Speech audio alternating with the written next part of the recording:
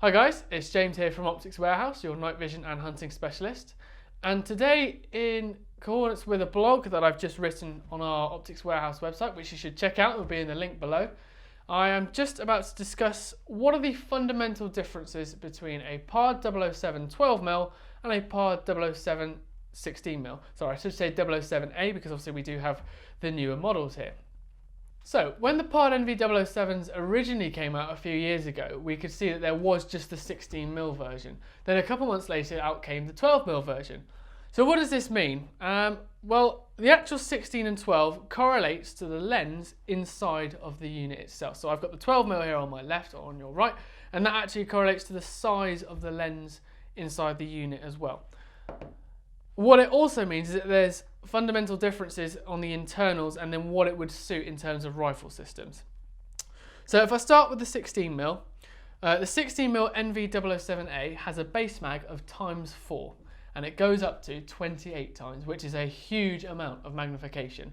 Of course, that's all digital magnification in there.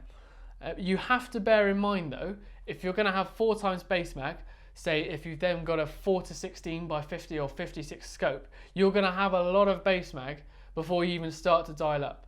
So with that in mind, the 16mm is more suited towards longer range and centre fire shooting. There's no doubt about that at all. If you're using, say if you've got a foxing setup where your average shot is going to be around the 200 yard sort of mark, I would highly recommend and implore you to go for the 16mm. Purely for the fact that you get a much bigger range of magnification, so therefore can really zoom in on your target and therefore go aim small, miss small on the further targets.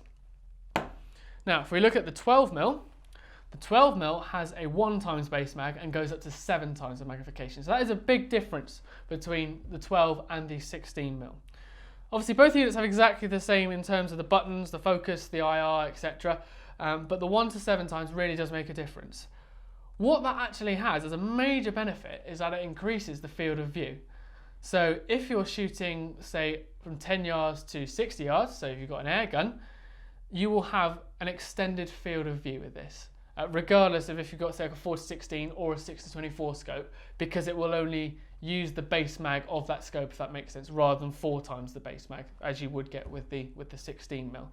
So you get an increased field of view, you get a lower base magnification, and therefore with those two in sync, that makes this more suited towards airgun and rimfire shooting. So that's just an overview of the 12mm. I say just on the 16mm, you get a higher base mag, a smaller field of view, making it ideal for long range shooting and centre fire fox control shooting. So guys, I hope that's cleared a few things up. As I say, I have written this in a blog as well, which is on our Optics Warehouse website, which I say will be in a link below on the video. As I say, I hope this has been relatively informative to you, because we do get asked this question a lot, there's no doubt about that at all. But I've been James, your night vision and hunting specialist, and this has been another video by Optics Warehouse.